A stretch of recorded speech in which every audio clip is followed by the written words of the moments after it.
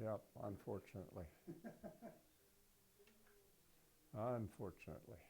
I think we have sound. Plug in my ears. Hello. You want me to talk, I assume? Yeah. Yeah. Well, talk about your earliest recollections with the theater. How Oh. did you ever get involved? Had the right educational background and was teaching in the right place. And I was doing industrial arts, and John Campbell needed somebody with some mechanical construction skills to make sets. So Vic Zoller and I made the sets for the first 4 seasons. And I heard you would be making the sets right along with them practicing. Oh yeah, well, they were out at Southwest School, and there wasn't any storage space or construction space, no blue room or construction area, so you went in and we were working and they were practicing or learning stuff. Yeah, you talked about Mr. Campbell. He was like the pillar of the theater. He was the driving force behind it. Met him at Rotary. I was a new member at Rotary, and he came to town and was invited to lunch, and I happened to sit beside him, and he was interested in what I did, or at least he talked about that, and he found out that I did some construction, had been in a play or two, and so I got a special letter when they met out at Southwest and were asking for work and for money, and so. And he was a great organizer, or a strong personality? He was a strong personality, yes. You didn't dare say no? Oh, I don't know. I was interested. Bill Sturts was there. He was a high school friend. We were both in a play together. We have been known to throw lines from a play that we were in high school together at each other, and still remember them. Wild. So there was an interest in the theater before it started? There wasn't community theater, or was there? There wasn't any community theater. It was high school. And that was the focus? That was that, yeah. Of course, we had the new high school building, and a big auditorium seated about 2,000, and a big stage. That was one of the things that was wrong with Southwest. No storage space, no upper space. They wouldn't let you use the high school at that point, or you just didn't want to go that way? Probably it was too big. There wasn't, the acoustics were pretty decent, but there wasn't a whole lot of amplification, and the lighting wasn't, it was a brand new organization at the high school west. Mm-hmm. When was that? That was finished in about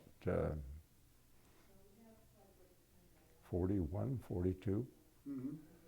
But it wasn't used other than for the chorale and Christmas programs. And mm-hmm. Do you have a favorite play from that first season? Well, or the one you talked about with Bill? Give me a line or something. Oh, I don't know. I'm busy thinking about stuff like that when you're recording stuff. Your mind goes blank. Yeah. A favorite play. Well, my wife was in Harvey, so I suppose that was a favorite one.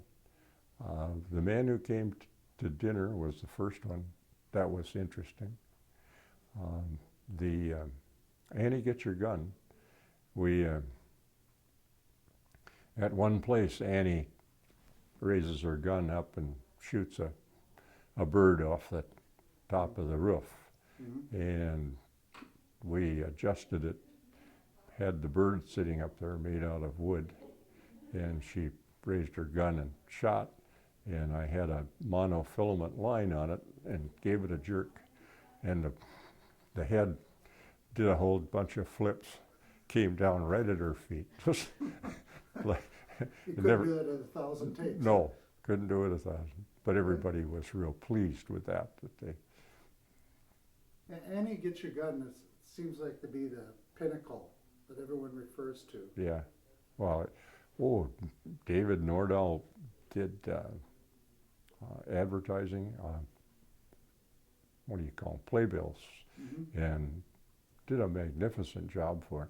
He painted original parts on the set, Uh-huh. different scenes. And David just happened to wind up in Albert Lee, or Oh, he's in Albert Lee? he's in Albert Lea, yeah. Yeah. He's out in California now, Yeah. but a character. I'm reaching out to him. Maybe we can get him back here. Just That for fun. baby, that would be all right. Wouldn't that be fun? Yeah, I understand he has a big beard now. Yeah, yeah. You go to his website, it's davidnordahl.com. That is. Yeah, he's got a nice website. So, Mm.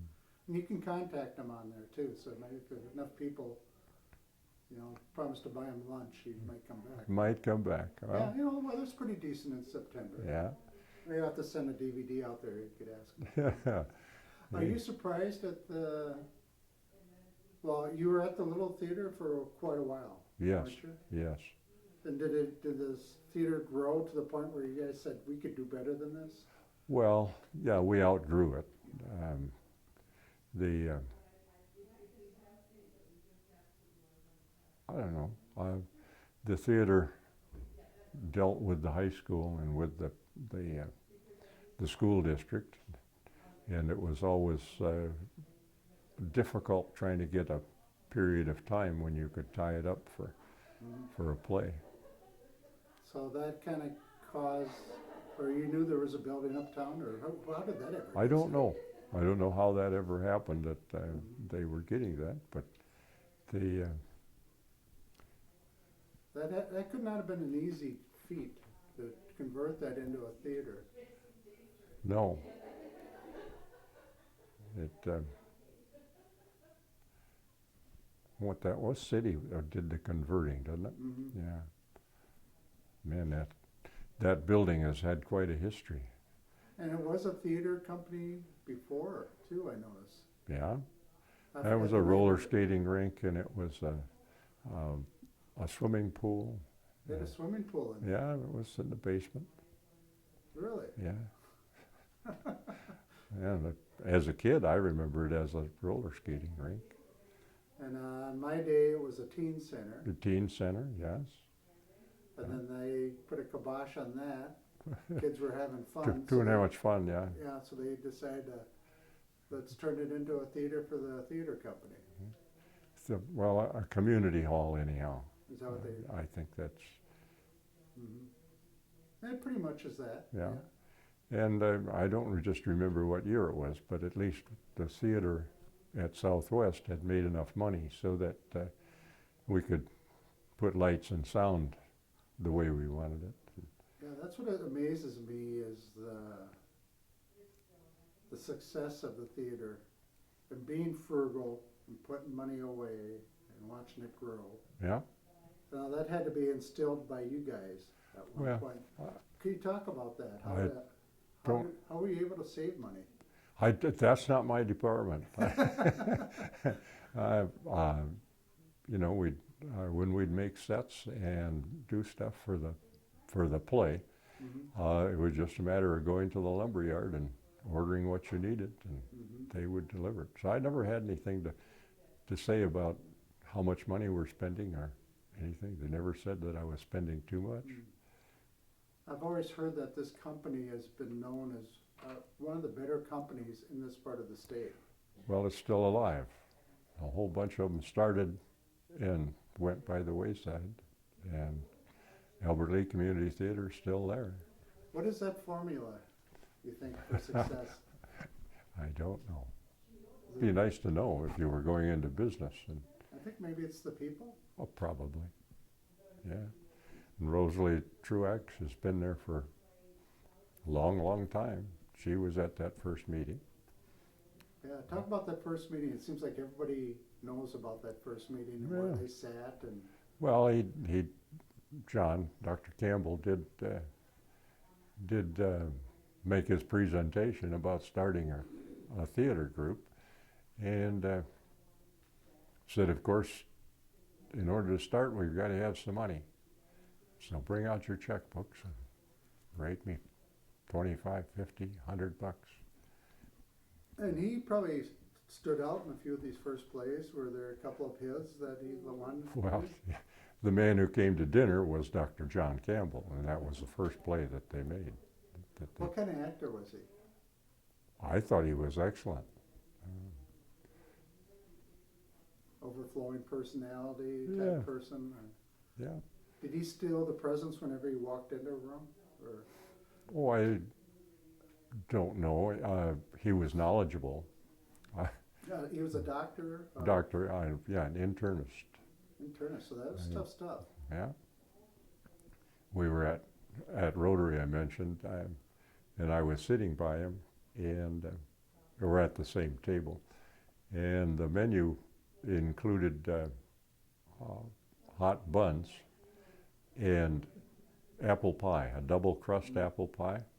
And I had learned by experience that I just didn't eat double crust pie because it made my stomach upset. So I just pushed a piece of pie into the middle of the table, said, I'm not eating pie, so somebody can take it. And Dr. John said, you're not eating pie. Notice you're not eating your fresh roll either.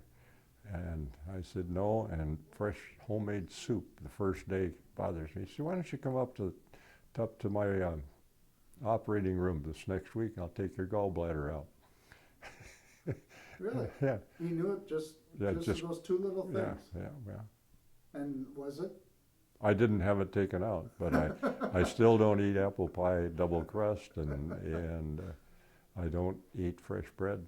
And that's that wheat intolerance or whatever? Yeah, that's some sort of enzyme that it's I the new fashion trend. manufacture. Yeah. It doesn't work right. But I can live with that rather than being cut.